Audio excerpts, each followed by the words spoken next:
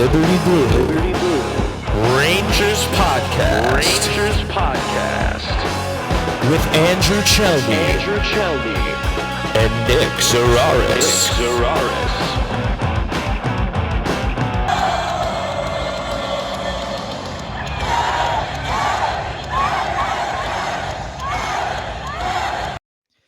Rangers fans, welcome to the best Rangers podcast in town. I am Andrew Chelney alongside Nick Zararis, and we are Liberty Blue. We scream about the Rangers so that you can save your voice. That's how deeply we care about you, and we appreciate that you've joined us for the ride. This is episode 24, live on Twitter, Twitch, and YouTube. We'll put the full video up on our YouTube, Liberty Blue Podcast, and the audio version will be available as an audio podcast as well. Search Liberty Blue on your favorite podcast platform, and it should be there. Give the show that shiny and illustrious 5-star review on Apple Podcasts. It helps the show more than you think it does, and we really appreciate it. At Liberty Blue Pod on Twitter and Instagram, I am at Chelney Andrew, Chelney Andrew, and that is Nick Zararis, Nick Zararis. Those are our personal handles to follow as well. Nick, the Rangers are kind of not very good.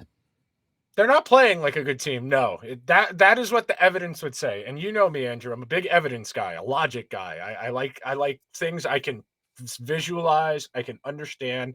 I'm not a big word of mouth anecdotal evidence person because everybody watches hockey drastically different from each other, and it's why it's really important that aside from doing all of the external stuff in the lead up to doing the show every week, it is important that we do go back and watch the games and watch highlights and know what's going on. And we were talking about it before we went live, and everything about the way this team has played with leads in the third period went on to tell me that as soon as Edmonton scored that second goal, I didn't have a particularly good feeling, and I was just kind of waiting for the other shoe to drop. And then the other shoe dropped, and we're back to square one, basically, where, yeah, they managed to get a nice win against the Kings during the week. They played awful against the Ducks. And then Saturday against the Oilers, they played a good 2 periods. Right now, the biggest thing is this team is maddeningly inconsistent in every facet of the game, in terms of effort, in terms of process, in terms of results. You have no idea what you are going to get on a daily basis with this group. And that's why I think everybody is losing their minds right now. Well, they also, on top of that, whenever they give up a goal, Gerard Gallant's solution to everything is to shuffle the lines. Is to just put everybody in a blender and say, you go out there now, let's see what you can do. And it's a whole lot of nothing because these three in any solution, in any particular configuration, haven't played a lot together. So like if you put, just as an example, like VC with Sammy Blais and like Zabinajad, I don't know, just making things up, like, okay, you can put these three out there to mix up the lines, but like, what is that going to accomplish? Like, I don't like at a certain point, if you're the head coach of a team and your solution to the other team being better than you at a certain period is let me just shuffle the lines and see what happens, that's not the solution. That's a poor solution.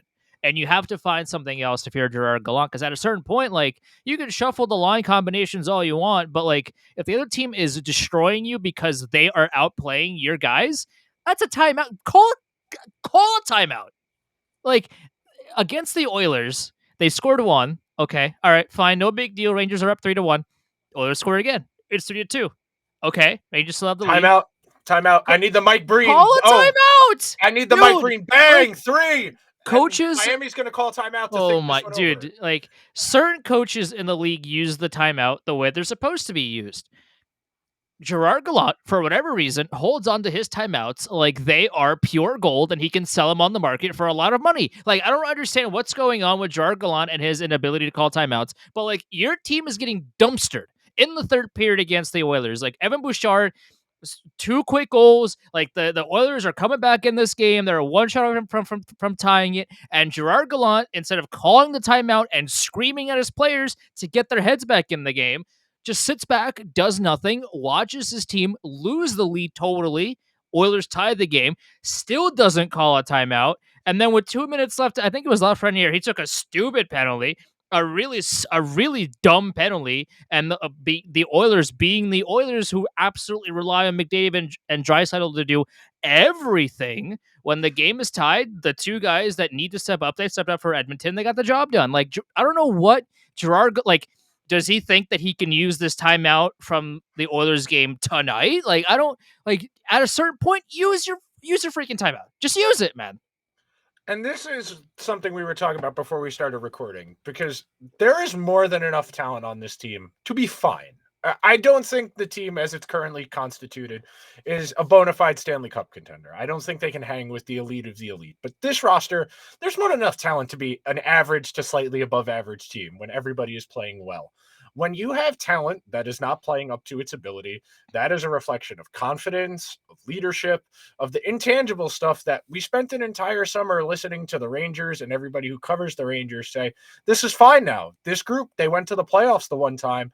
That solved all their problems. They know what to do now. They have all these experiences in difficult situations. And the thing that keeps coming back to me was when we had Sam Rosen on before the season to talk about what we expected from the Rangers. And he said everybody came into training camp with their chests a little bit puffed out, like, we expect to make the playoffs. That's our expectation. They came in seeming like they were entitled to make the playoffs, where they're just kind of waiting for every game to come to them, for the good things to happen because they made the playoffs last year, as opposed to trying to make the playoffs this year. And I think that speaks to just a weird energy around the team, because it's unfair to put it all on just the leadership, all of it on the coach, but these are all contributing factors. It's not any one person's fault the Rangers are not playing particularly well right now. It's a bunch of things putting together, and because it's 4 or 5 factors combined, that's why it feels like things are snowballing, even though we're only like 20 games into the season. By all intents and purposes, they're 1 point out of a playoff spot, and there's 4.5 months to go, and there's 3.5 months till the trade deadline. There is plenty of time for everything to get righted, but there's no one who's kind of putting their hands on the stick and saying, I got this. We can settle this down. Right now, every single game just seems extremely tumultuous. There's not a lot of consistency, and one bad play in a game can swing these games. I mean, that's what happened. The first Bouchard goal, like you said, fine, it's only 1 goal. There's plenty of time to get this right. And then nothing happened. They just did not have the confidence to follow up and finish that game off.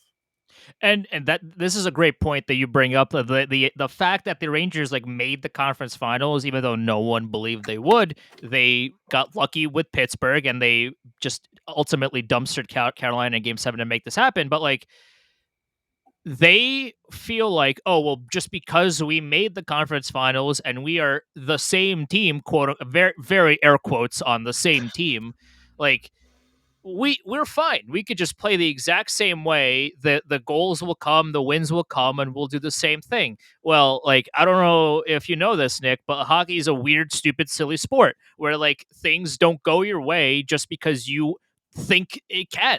You have to manifest these things. You have to play a certain way in order to win the game that you are currently playing and accumulate enough points to make the playoffs. And then maybe then you can think in your head like, okay, well, conference finals last year, now we're in the playoffs again. Let's repeat. Let's do all these things. Like, then step-by-step process, maybe we can get there. But right now, like, they're not even a playoff spot. Like, I understand it's 1 point. It's November. We got a lot of time. You take a look at their schedule in December, and it is brutal, which is why we've been talking for weeks and weeks about how important it is for the Rangers right now to beat up bad teams, to win as many points, to win as many games as they can now, to bank as many points as they possibly can, so that when they get to the tougher part of their schedule and they lose a game, it's okay. But they didn't do that, and now they have a really tough schedule coming up in December, where you got Tampa Bay, you got Washington, Toronto, the Islanders, Pittsburgh. Like, you got Vegas and Colorado and New Jersey. Like, you got so many playoff teams that you have to play in December. Like, where are the points going to come from? If you can't beat the bad teams, how are you going to beat the good teams? Yeah. It's a great question. So let me ask you this, because I think we can frame most of this conversation around this. What do you think the internal expectation for this team was coming into this season? Just to make the playoffs, win a couple rounds? Do you think they actually thought they were a Stanley Cup contender? Because I think that's where we can frame this conversation around. I don't think they thought they were gonna win the cup. Like you Okay. would have to be crazy to look at the roster that they came in with and say, "Yeah, we're fine." Like this is the best team in the league, and no one can stop us. I feel like that wasn't the thought process. I do definitely feel like the making the playoffs was the worst case scenario for them. Like that was their bar, is to make the playoffs and then lose in the first round. I don't think not making the playoffs was even in on their radar. Like I truly think that like bare minimum, the goal is to at least make it to the first round of the playoffs. And right now, like they're not playing like they deserve to be there. Right now, the Rangers do not deserve to be in a playoff spot. They're not. 1 point out, whatever. It's November, but like right now, if the season ended right now and the Rangers had one more point and made the playoffs, like they don't deserve to be there. They are playing like they do not care about what's gonna happen in April. Like it's they're very discombobulated. They're not confident at all. A lot of the top six guys, and we've talked about this for weeks and weeks now. Like if they're not scoring the power play, they are nowhere to be found. The bottom six is finally starting to contribute. Like you have Julian Gauthier scoring, you have Brain Schneider all of a sudden sniper out there on the blue line. He's scoring a couple of goals. Like you have secondary scoring, and yet the top guys, if they're not on the power play, passing it to each other 17 times to get one shot off, they are doing absolutely nothing. And that is one of the most frustrating things about this team is that like you have Zibanejad and Kreider and Panarin, all guys that skate really well, that are powerful with the puck, they're always dangerous, and yet they're passing it to each other 9 times, trying to find this perfect play that doesn't exist and other teams can read because they do it every single game. Like eventually just shoot the puck, man. They're not doing any of that. They're looking for the pretty play. Oh, I'm so unselfish. I'm trying to pass the puck to you. No, you take it. Oh, no. I insist. You take it. And by that time, the puck's already on the other end of the ice. Like, what are we doing? Shoot the puck. So in the context of that I ask you that because the way this roster was constructed, there wasn't a lot of room. There weren't any prospects that they could break in case of emergency.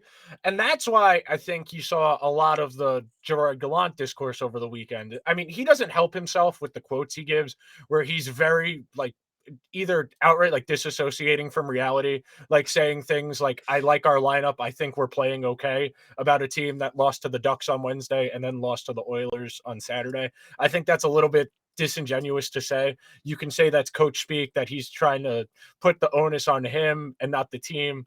But at the same time, like, they're professional athletes. If you give it to them every now and then, that's fine. That's part of this job, is being able to rein in your team when things aren't going well.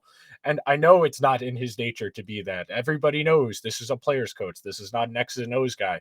He's there to manage the personalities and get the best out of everybody. And right now, he's not doing that. And some of this is, it's really hard to say when the team's second defensive pair has played pretty bad. A lot of that is on Trouba playing injured and the team's unwillingness to sit him. Again, we talked about this last week. If it's something structural where he's going to need surgery and not be able to play for an extended period of time, he's going to try and gut it out.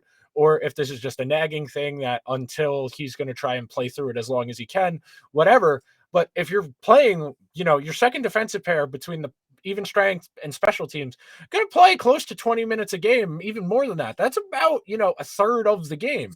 If you're playing with a compromised deep pair 1/3 of the time of the game, you're going to have a really tough time. And the third deep pair hasn't been awful behind Trouba and Miller, but they're not getting nearly as many minutes. And it's hard to win when your second deep pair is that compromised. And when you're only really generating offense from two of your forward lines, and the defense from the forwards hasn't been particularly good. And I'm going to pull something up in a minute here to kind of visualize when they made the line change a couple of weeks ago, where they reconstituted the kid line and then brought Goudreau and VZ up to the top six. The results are not good. Like, this is clear as day. Like, you can see the difference between having Goudreau and VZ in the top six versus having Kakko and Lafreniere.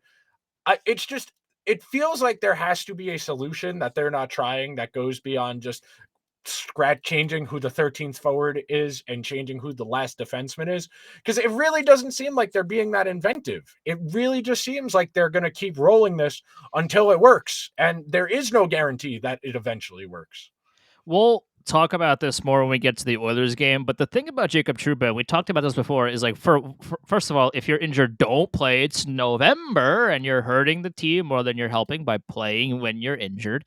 Also, the play, and I tweeted about this when this happened as well. Like when it was a 3-2 game, and Jacob Trouba has the puck on his stick in the defensive end, and his team is changing lines. There's one player, and I didn't see who it was when I was watching the game, but like there was one player on the Rangers that was on the left side of the ice. You could have where the pass was clear that there was nobody there. Pass it, you could have passed it to that player, and then you could have just dumped it, done whatever, or like hold on to the puck for a second, let your teammates change, and then continue on. This man, this dude. This guy that's getting paid $8 million a year to play the game of hockey has the C on his sweater. My guy, instead of doing any of the smart things that you would think a top 4 defenseman in the NHL would be capable of doing, he passes the puck into the Rangers bench where nobody could touch the puck because then it'd be a penalty. And the Oilers were like, oh, great, free puck. And then they went in and they tied the game. Granted, that shot was something that Igor Shesterkin should have had. I don't want to be like Jacob Trouba is the reason the Rangers lost that game, because that's not what this is all about. Shesterkin really should have made the save. That is really not a great look on him. I mean, listen, like he's been really good this year, but Shesterkin, like, you can't expect your goalie to be a 940 goalie all year, every year, forever. That's just not realistic. Like, you have to put up the goals and provide the adequate defense, especially in a game that you're leading 3-0 in, but also if it's 3-2, like, what are you doing? Jacob Trouba, like, what are you doing? You couldn't hold on to it. You couldn't pass it to not the Oilers. You pass it directly into the feet of every Rangers player that's getting a change. You give the puck up, and you also then proceed to not defend the shot that ties the game. $8 million for what? So, Andrew, the reason I asked you before what you thought their expectations were coming into the year were centered around that, because everything they did this offseason was doubling down on the results of last season, thinking all we need to do is get a little better at second line center. We validate the leadership group that was already here in making Trouba captain, and we think we're good. The young guys, they'll take the spots that Vetrano and Kopp left, and we'll figure out what the bottom 6 as we go. We're fine. And that's clearly been the plan. There is no other solution. You can tell they were going to wait until the deadline to add one more forward or one more defenseman. Right now, I would argue they might need one more defenseman more than they need another forward, just because Trouba's been so bad, and you're one defensive injury away from Matthew Robertson playing, and Matthew Robertson, of course, has never played in the NHL. It's a lot to ask somebody to come into a playoff race out of the minors right out of the gate. And it's just, there's a lot of looking around. There's a lot of pointing. There's not a lot of people saying, we can do better. We think we'll be okay. There's not anyone who's giving me confidence that things are going to change, because Gallant is painfully stubborn. I mean, we've talked ad nauseum about healthy scratching Kakko in the playoffs last year against Tampa Bay to play. Exactly. What do you think you're going to get out of somebody who hasn't played the entire playoffs versus somebody who's been in the lineup? It's the same thing right now. Ryan Carpenter is a fringe NHL roster player. He's a 13th forward. He can start in your lineup in a pinch, but if he is playing on your fourth line consistently, you probably don't have a particularly good fourth line.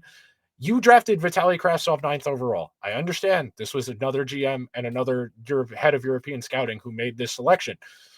You need to play him so you can trade him. He has zero value right now sitting in a press box and not getting ice time. For Gallant to insult everybody's intelligence and say, yeah, I like the kid, but I don't want to change the lineup. I think we're close. When the team has lost 2 of its last 3, they blew a 3-0 lead on Saturday. It's just insulting. That's why I get so frustrated and why I get so mad. That I understand the vast majority of people are just going to listen to what the coach says and say, okay, that's what the coach thinks. Okay. Come on. I understand there's a difference between being a fan and doing what we're doing here, where we're kind of putting our brains on and thinking critically. But at some point, how do you not get frustrated when the team doesn't have answers to these very obvious problems? One of the things I want to add to this is one of the players that Gerard Gallant refuses to bench is Sammy Blais, and he had Yes. a decent game. A On decent game Saturday. Yeah. on Saturday. I'm taking nothing away from his play against the Oilers. He had an assist on one of the goals that ended up counting, because there were about, what, I want to say 17 goals that didn't count for the Rangers, but like, he had a decent game.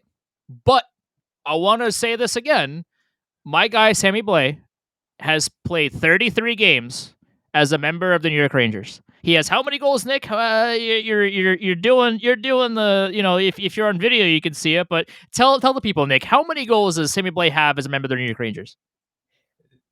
0.0. Yeah. And you refuse to sit that for your ninth overall pick? All right. Just saying things because I like saying things, I guess. I'm not a head coach in the NHL. What do I know? But maybe Kravtsov can score a goal every now and again. But again, I'm not a head coach. What do I know? So before we move on to the next topic, because we have a few visuals that I want to explain something with about how they've deployed the lineup. Just pure logic here. Gaudreau is out of his depth in the top 6. Vesey's out of his depth in the top 6. You have Vitaly Kravtsov, who hasn't made much of an impact when he's played. He has all of, I think, 30 NHL games between last year, this year, and the year before last year, and then this year. I get it. He hasn't shown you a lot. I think he has 4 points in like 30-something NHL games. I get it. He hasn't shown you a lot. The first time he was over here, he was playing with Kevin Rooney. This year, he's played 5 games to completion, where he didn't leave in the middle of the game because he was injured. You need to give him time to learn. I understand that a coach that is fighting for a playoff spot isn't inclined to give somebody an opportunity to figure it out, because it is his job on the line if they don't make the playoffs. But at the same time, you are getting nothing from Barclay Goodrow playing on the second line. And I have to pull this up, okay? I have to pull this up because it's going to visualize just how bad Barclay Goodrow has been on the second line. Okay, so this is Lafreniere, Panarin, Trocheck, the first month of the season. 153 minutes, 38% above league average, what you would expect with any average replacement level players on offense. You see a lot of the red right around the net mouth. That is good. Then you come over. Okay, maybe you want to say, okay, we need Goudreau on the line with Panarin and Trocheck because they're so bad defensively. With Lafreniere, the results say that. They did not play. This was not a good line at defensive deployment. You trade that off because they were creating that much offense. So let's remember, they're at 38% above league average and 25%. Now, with Goudreau, they are 3% below average on offense. And then on defense, they are 50% below average on defense. So adding Goudreau to that second line has done nothing. It has not made them better defensively. It has inhibited their ability to create offense. If he was helping their defensive results, I could maybe swallow a decrease in offense. But to be outright that 50% below league average in the defensive zone with that forward combination and significantly worse offense, there's nothing to be gained by playing Goudreau up there other than Gallant trusts him because he's a Canadian, because he won 2 Stanley Cups in Tampa. There is no tangible reason that Barclay Goudreau should be playing on the second line. We did this last year with Dryden Hunt and Goudreau in the top 6. We did this last year. We know that Panarin and last year Strome and this year Trocheck, they need somebody who can go get them the puck and get the puck back to them so they can maintain time in the offensive zone. And Goudreau's not good enough to do that anymore. He's not fast enough to be the puck retriever that he was in years past. Remember, he had major ankle surgery. He broke his ankle, came back 2 weeks later, played on a broken ankle, and then got surgery and missed most of training camp. How bad the recovery process was for that ankle. You are getting nothing from playing Goudreau there. Now, if you put Gaudreau on the fourth line, significantly reduce his workload, I imagine he will be more effective. He won't be playing against good players. That's the other part of this. When you're putting Gaudreau and VZ out there with the first and second line against the other team's top line, that is a mismatch. When there are 3 parts on a forward line. You've got 2 wings and a center. If the other team has 3 better players, and even if you have 2 better defensemen, you're just not winning the advantage there. This is clear-cut stuff. I know you want to match skill sets. You don't want to just do your best players top to bottom, organizing your lines that way, because it might not necessarily work. You want to do skill sets. But Gaudreau isn't complementing what Trocheck and Panarin need. And VZ, he's doing fine defensively, but the offense you were getting so much better results offensively with Kakko, which I'll show in a second here. But it's just maddening that they keep doing this with Gaudreau, with Dryden Hunt. They did this the year before that when Panarin got first guy here with Jesper Fast. It is maddening that they can't get a high-end player to play on Panarin's wing. Well, they can't because they don't have the cap space. Like if you want to go and you get somebody that can play top 6 minutes, okay, well, you need to create the cap space. Well, maybe don't give Barclay Goodrow a lifetime contract because he has rings. Like that to me is one of the most maddening things about all of this is that the Rangers essentially gave this man a lifetime contract because he was on a team that won the Stanley Cup. Not that I'm not saying that Barclay Goodrow did zero to help the Lightning win the cup. Like he was one of the players on the team. Like he did things from time to time, and he was an okay kind of tertiary, like complementary piece to a lineup that had lethal offensive capabilities. When you have and Tampa Bay was smart enough to not play Barclay Goodrow in the top 6. Like Barclay Goodrow was playing bottom 6 minutes as a complementary piece, as someone that could score if put in that position. He wasn't playing in the top 6 with Kucherov. Like this wasn't happening in Tampa Bay. So you take a guy that won cups in the bottom 6, give him a lifetime deal, and shove him in the top 6. Like, yeah, of course he's not going to do well. But the Rangers continue to force him to play there anyway. And that, to me, is one of the most baffling things about all of this, is that not only are the Rangers deciding, okay, like, this is the guy, but you continue to play him outside of his comfort zone. Why? Because you paid him too much money, and now you can't afford to get someone that can play in the top 6. You gave Jacob Trouba a lifetime contract. You gave Barclay Goodrow a lifetime contract. You just barely got out of the Ryan Reeves deal. Like, you're giving these players that don't deserve this kind of money too much money, and now you have to stretch these players and play them outside their comfort zone because you don't have the money to go and find someone that can. So, and one of the things here is when we're talking about why we're frustrated with Gallant, hockey coach does not have a huge impact in terms of the actual game management itself. Yeah, he can reconfigure the lines, he can change things up, but game to game, a hockey coach doesn't have as much impact as a baseball manager, as a basketball coach, as a football coach. There's just more input because hockey's such a free-flowing game. Yeah, there's structure in hockey, but it is the least structured of the 4 major sports. It just is. There's too much human element within hockey where the decision-making process is a lot more fluid in hockey than it is in the other sports, where it comes down to a player's decision-making as opposed to a coach calling a set play. Yeah, there are set plays in hockey, but for the most part, it is following the play, looking for openings, and trying to create offense based on what the other team is giving you. Gaudreau's biggest contribution is filling out the lineup card and trying to find the right combination of guys. That is the biggest contribution. And right now, the lineup is not working, and he is refusing to change anything. And you're forgetting the most important part about Barclay Goodrow, and that is him wearing the 2 rings that he got, and you showing it off in the locker room, so that he can talk about those rings that he won, and that's how else is he going to earn the contract if he doesn't show them off? That's the thing. And I said it at the time when they traded for him and gave him that contract. They were just trying to buy some legitimacy. They wanted another team's credibility, and they didn't want to have to do the work to get it themselves. They just imported a player regardless of what he was actually going to be able to do. And that speaks to something I want to touch on at the end, which I did a lot of work on. So this is Kakko, Kreider, Zibanejad, 132 minutes at 5-on-5, 64% above average. Very good. Dark red. That's good when you're on offense.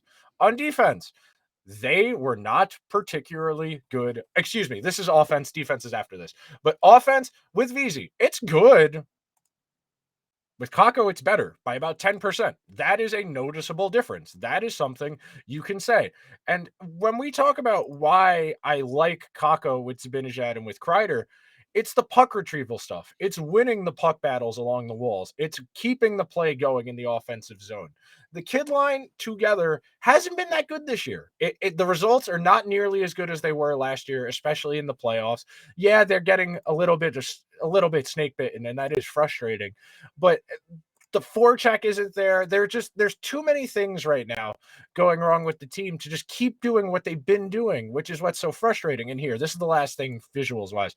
This is just the results, straight up the results of the first line and the second line with Kakko and with Lafreniere. The results are better with Kakko and Lafreniere than they are with Gaudreau and VZ. They flat out are. The only real difference, and you'll see it here on this table, the goals for is better without Kakko because they're shooting 3% better and they're getting 4% more saves. The goals for results are worse without Lafreniere because they are getting a little bit more saves, but they're not scoring. The shooting percentage is lower. And that's what I keep talking about when I keep talking about luck and puck luck and getting bounces and what you can do, what you control. They are getting unlucky. That is unquestionably part of this process. The Rangers are underperforming every single website's metrics. They are shooting well below what they shot last year from the field. Last year, they were around 11% at 5-on-5. This year, they're at 7% at 5-on-5. That is a clear-cut difference. That doesn't sound like a lot. That's only about one extra goal per week. But when you're in all of these one-goal games, these overtime games, one goal can be the difference between a win, forcing overtime, and stealing a point. That's the kind of year-to-year math we talk about in one-goal games, and why you and I spent the entire summer saying they can't just bank on the same thing happening again. You can't bank on Shesterkin being amazing and the power play being amazing. They ebb and flow. A hockey team is a living organism. Things change over time, even if you have the exact same people. And the thing about this whole process as well is that like the Rangers from period to period are a completely different team. We saw it in LA, where in that first period, the Rangers were an absolute dumpster fire. The LA Kings skated circles around the Rangers. And then the second period came about, and the Rangers woke up and they realized, oh, yeah, we're a pro hockey team. And then they just went out and scored 3 goals, and then they just willed their way to winning that game. Okay, strange, sure. Next night, you go to Anaheim. John Gibson played out of his mind. Like, the Ducks should not have won that game for sure, but John Gibson did his best Henrik Lundqvist impression, where his team is dog water in front of him, but his heroics prevailed and they won their first regulation game of the season. I'm not mad about it. I'm just disappointed. But like, okay, fine. You get goalied, things happen. You go back home, you play the Oilers, you go up 3-0. We're good. We're chilling. Just play defense. No. They played really well through 2 periods. And then they just decided, you know what, we're going on break. We're out to lunch, and they got dumpstered. Like this is, it's a very just mind-boggling process of like period to period, almost shift to shift. You don't know which Rangers team you're gonna see. Are you gonna see a team that actually cares about winning, or are you gonna see a team that like is out to lunch? Like I don't know how to fix that problem if that's Gerard Gallant, or if he goes beyond the coaching staff, or who's involved in that process of making sure the team like knows what time it is and like, hey, maybe we have a hockey game to play. Like, care for 2.5 hours. Like, I don't. It's such a strange way the Rangers have played this past week. Of like, sometimes we care a lot, and then the very next shift we don't care at all. I don't know what causes that and how to fix it, but it's a very noticeable problem, and like it's a problem that you don't even need to be super into hockey to see. because like we're nerds. Nick and I are complete like utter nerds about this game. So we're pulling up all the visuals and the analytics and like all we're doing deep dives. If you are just a casual fan and you are watching the game and doing nothing else, even you can see that this team like for one shift or one period plays really well, and then the very next shift or period where nothing has changed, their total outlook on the play is totally different. And I don't know what that like what the where the loose screw is in all of this and how to tighten it up. Like I'm not sure where it is, but that's kind of on Gerard Gallant and his coaching staff. Like, if at a certain point this is going on for too long, it's been 2 months now of this happening. Maybe it's time to fix it. But again, I'm not a head coach. What do I know? They're a fragile hockey team. They get very high when they're playing well, where they'll pour it on, they'll dumpster you, and then once they're up there, they're not really worried anymore. They are not particularly worried anymore. They will be happy to coast the rest of their way through. The game against the Ducks from last month sticks out in particular, where they got up big in that game, and then they just slowly let the Ducks creep back in, even though they won. The bad habits have been there. This was a thing last year, too, where they'd get a big lead, they'd let the other team play back into the game. Everybody remembers game one against Pittsburgh in the playoffs, where they got out to that 3-0 lead in 10 minutes. They blew it. They ended up having to go to overtime. They lost in, I think, triple overtime. Just maddening stuff, because that is controllable stuff. Effort, consistency, those are intangibles. And all the Rangers spent the last 2 years telling us was, well, you can't just quantify everything. The intangibles matter. The intangibles matter. Well, if the intangibles matter, where are they? Because we haven't seen them this year. There is not a clear cut, hey, the leaders of this team stepped up in this crucial situation. They made a play or they galvanized the team. We're not seeing any of that. We're seeing a very directionless team where the effort ebbs and flows shift to shift. And it's not a good look for everybody involved, the players and the coaching staff and the front office that assembled this roster, because they really thought what they did last year was going to work again. They didn't really change anything, and they're just content to let this ride out and see if it corrects itself or not, because they can't add anybody for at least another couple of months unless they trade somebody out who's making decent money. The Rangers convinced themselves that they built a team full of intangibles, and the problem with that is you build a roster on the idea that these things that are in the ether that you cannot measure, that cannot count, you have convinced yourself that the team that you built is full of this ethereal object that may or may not exist, that your players are full of, apparently, allegedly. Well, where are they? Where are they? Because it is November 28th, and through 2 months of the season, these intangibles have not existed. This is a team that has blown so many leads, multiple leads. They show up to games and they don't care for a period or two, and then they like eventually do, but sometimes it's too late for that or what have you. Like, this is a team that, like, for all the talk about intangibles and how important they are and yada yada, okay, show them to me, because I haven't seen them. It's almost December, and the schedule, as we talked about earlier, is going to be brutal. December is a brutal month for the Rangers.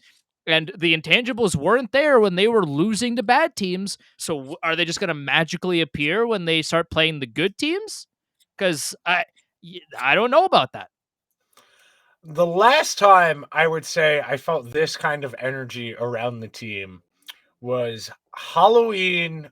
I want to say it was 2018 to the fall of the fall of 2017, excuse me, where they started the season like 2-7, and Larry wrote in the post, if the Rangers lose tonight to Vegas, the Rangers are expected to fire Alain Vigneault. They won that game. Ultimately, that season didn't end up mattering because they had a bunch of injuries, and then they traded all their marquee players away. But that was the last time I could feel this kind of groundswell against the coach. And it's not nearly as bad as that. The record isn't awful. They're only a point out of a playoff spot. But that's the last time, anecdotally at least, I can say I felt this kind of whirlwind around the team. The last thing I want to show before we move on here, this is the team-wide stats. And the two biggest ones are shooting and save. 7.58 and 91.12. Those are both 24th in the league. The Rangers are significantly more talented than 24th in the league, especially in goal. Igor will get better at 5-on-5. Granted, Halak has not been great, especially at 5-on-5, but he only started, I think, 5 games to this point. So a lot of that is on the Rangers playing a little bit better defense in front of Igor, making his workload a little bit easier, getting a few more saves. The high danger defense is not particularly good. They are struggling at that. They are 18th in high danger chances against. And other than that, all of these under the hood stats are relatively fine. They're firmly middle of the pack in pretty much every under the hood stat. It's just that they're not making the saves when they need them, and they're not getting the goals when they need them. And that's why it feels like this team is struggling so much. They're getting painfully unlucky at the two most important things in hockey, making saves and scoring goals. They also just need to be a better executed team. Like you can say, okay, well they're not scoring as often because they had an extra post when they should have scored, or Kako misses a wide open net in which he creates an incredible chance to score, and the puck just goes through the goalie's legs and out the other way. Or he's had a few of those where like he will just outright create a play and he has a glorious chance to score, and the puck just refuses to go in the net for him, and he's getting really unlucky with those. And once he figures once he scores one or two of those, I feel like he'll get back on track. And like Kako, like you if you just read his stat line, it's not pretty, but if you watch how he plays, like he really should have at least like 3 or 4 more goals than he currently has credit for. Like he's been playing very well. The on top of just being unlucky, because again, this sport is stupid and silly and strange, like they just have to be more consistent. Like the idea that this team, like one period looks like it's a cup contender and the very next period look like they can't beat the local beer league team is maddening to me. Like this is the same roster. This is the same coaching staff. Nothing has changed from the final buzzer of period 1 to the opening puck drop of period 2. Nothing has changed. Nothing. So the idea that like all of a sudden, like this team who played like dog water in the first period, but like now are really good. Well, where was that earlier? Just the consistency is the biggest question mark for me. Like their unluckiness will stop, I would imagine. So you can't be unlucky for an entire season. I mean, fingers like, please, no, please. But like the being unlucky isn't going to fix the inconsistency issues that this team currently has. No, it's not. And the thing I'm about to pull up here is just actually, I don't even need to pull it up. But what I was doing during the course of the day, one of the things I did show prep for was just how much are the Rangers paying for every goal, because they're not scoring a lot and they're pretty close to the cap ceiling, and they are spending, I think it's the ninth. Yeah, they're spending the 9th most of any team in the league for every single goal they score. Now, you have exceptions to that where you have the outliers, teams like Montreal that are spending to the cap, even though they're not a particularly good team. The Flyers spending to the cap, not a particularly good team. A lot of players on injured reserve. That's a consistent thing. But the Rangers have a lot of money tied up on people who don't create offense and aren't particularly good at preventing the other team from creating offense. And that speaks to a lot of the roster issues we're seeing right now, where if the top 4 guys aren't going, the top 2 lines, and when I say the top 4 guys, I mean Panarin, Zibanejad, Trocheck, and Kreider, top 4 guys in terms of salary. When they're not going, we're not getting offense from the kids, even though they're playing well, and that is frustrating. And at some point, they are going to have to figure it out, or there's going to be a real issue here. But when you are spending all of this money on offense and you're not getting any of it at 5-on-5, and you're reducing the outcome of your game to special teams and your goaltending, it's really hard. It is really hard to rely on a couple of instances a game. Most of hockey is played at 5-on-5. Most teams will play about, I think it's 70% of the game at 5-on-5. It's a lot to ask to get 70% of the game to be a net neutral. Even if it's 0-0, say, it is really hard just to do that alone. And then to say, okay, we're not going to concede anything on the penalty kill, and we're going to score every time we get a power play. And by the way, our goalie is going to make 92, 93% of all the saves. That's just not a very sustainable formula right now. And when you break it down like this and you reduce it to just the simple calculus, they're not scoring enough. They're not saving enough. How can we fix that? You can optimize the lines a little bit. You can probably play a little bit better of team defense and make the goalie's workload a little bit easier. But there's no obvious jumping out other than maybe if you want to say you get Kravtsov in. That's not even a guaranteed solution. It's just changing up what's not working at the moment. Not to harp on Jacob Trouba, but I guess for another second I will. Braden Schneider is making less than 1/8 of what Correct. Jacob Trouba is making. And he is providing more impact on both ends of the ice right now than the $8 million man. And again, he is injured. Don't play, first of all. Yes. Gerard Gallant should do and stop playing guys injured. Please. Give him 10 days. Give him 2 weeks. How about you just play Matthew Robertson now? Give him 2 weeks of just getting acclimated to the NHL. If Jacob Trouba is as injured as the reports are suggesting, get him in there. He can't possibly be worse than somebody who is playing top 4 minutes injured.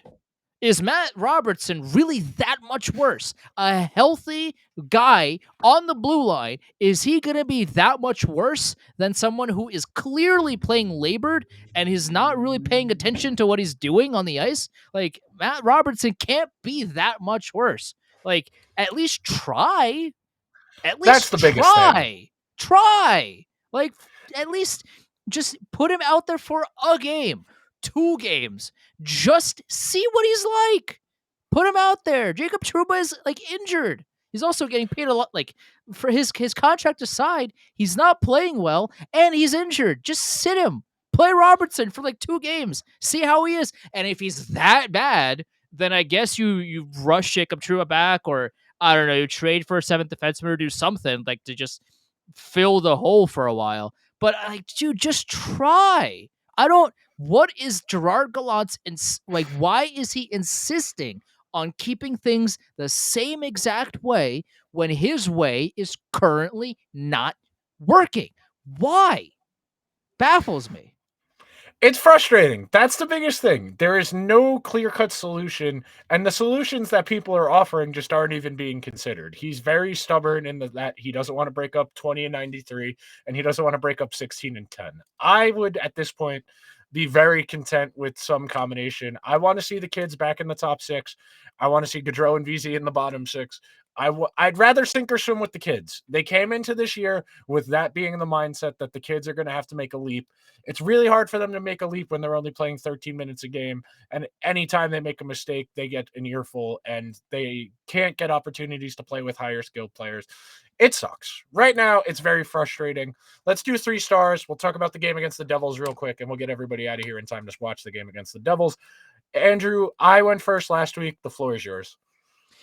All right, so my 3 stars are Braden Schneider, Pavel Buchnevich, and Barry Trotz. And yes. I picked Barry Trotz because he's a nice guy, and why not give him a star? He's on the sidelines, and just give him a star for being available, because you never know. And will the Rangers make a coaching shift now? I mean, if they keep losing, they might, but I don't think so. I don't think a coaching change is on the horizon. Unless the Rangers continue to lose and lose and lose and lose, then maybe they'll consider somebody else. I don't think that's an option right now, but Barry Trotz gets a star because he's there, he's available, and he's an option. Pavel Buchnevich, because he's doing things in St. Louis, unlike Sammy Blais in New York. He's the Saturday game. He's a point per game. The Saturday 15 game points, 15 games. Yeah, he's playing very well. The Saturday game against the Oilers aside, in which Sammy Blais actually did something positive in, he had a good game against the Oilers. Sammy Blais has done whole lot of nothing in New York, and Pavel Buchnevich has continued to do good things in St. Louis, so he gets a star for that. And Braden Schneider, because he's actually scoring goals and is the quarterback that the Rangers were hoping Jacob Trouba was, and they call Braden Schneider Baby Trouba. Well, he's out playing Trouba right now, and he's making less than an eighth of his contract, so he gets a star. Yeah, my three, very straightforward. Ryan Reeves, thank you for the cap space. We appreciate your contribution. Thank you for your service. We need that very badly. I hope you have a great time in Minnesota. Glenn Sather, for being the reason Chris Drury's the GM and president of hockey operations. This was Sather's handpicked replacement. Everything still kind of goes through Glenn Sather, unfortunately, even though Glenn Sather might be older than Jesus himself. But results are still pending on the latest round of carbon testing.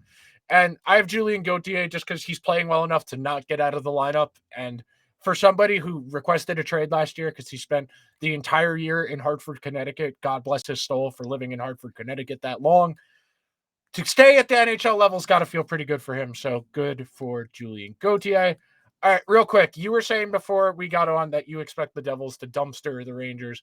I don't think they're going to dumpster them, but I don't expect the Rangers to win this game. They're just not playing particularly well right now, and the Devils are rolling.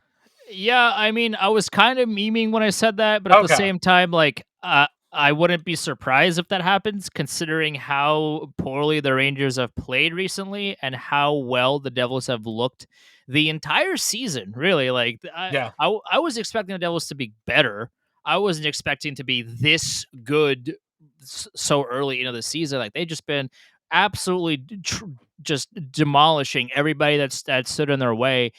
And the thing about the season is that it's 82 games, and it's a lot better to start steamrolling in April than in October, as the LA Kings in 2012 will tell you. So I wouldn't put like all of this, like if a team gets too hot too early, they have a tendency to cool off later on in the season. So I'm not pegging the Devils as the Cup champions yet, because again, like we're not even in December yet. So I want to see how they play in February and in March, and even come playoffs. Like this is the hockey is, as we've talked about, is a weird and silly and strange and stupid sport. Like that's why the Rangers are going to win tonight. I mean, that'd be great for us, because we could stop yelling for a change. Like we could stop arguing about why the Rangers are bad. Like we could talk about the Rangers are good. That'd be great. That's the thing. I keep getting people who in the replies being like, "You want the Rangers to lose?" No, I don't. I would like to talk about the team playing well. I would very much like to talk about the team playing well. If I could stop talking about Jacob Trouba's contract, that would be that would be blessed. I don't want to talk about his contract. I don't care. No. Like, we talk about his contract because he's bad. He's also injured, and he's still playing. Gerard Gallant, why? Dude, figure it out. But, like, I don't want to talk about that contract. I want Jacob Trouba to score 30 goals so that I can never talk about his contract again. But we have to, because he stinks. All right, that'll just about do it for the show this week. We were live on Twitter, Twitch, and YouTube. Make sure you are subscribed to the show on YouTube. Make sure you are subscribed to the channel on YouTube. Make sure you are subscribed on Apple Podcasts or Spotify. Those are our main two, but we're on all the major podcasting platforms. If you could be so kind to leave the show a 5-star review, leave a written review on Apple Podcasts, that would be terrific. If you want to follow the personal handles, I'm at Nick Zararis, Nick Zararis. Andrew is Chelney Andrew, Chelney Andrew on Twitter. Make sure you're following the show's Twitter at Liberty Bouclade on Twitter, on Instagram. We will see you guys next week. Hope the Rangers beat the Devils, please. Fingers crossed. Later.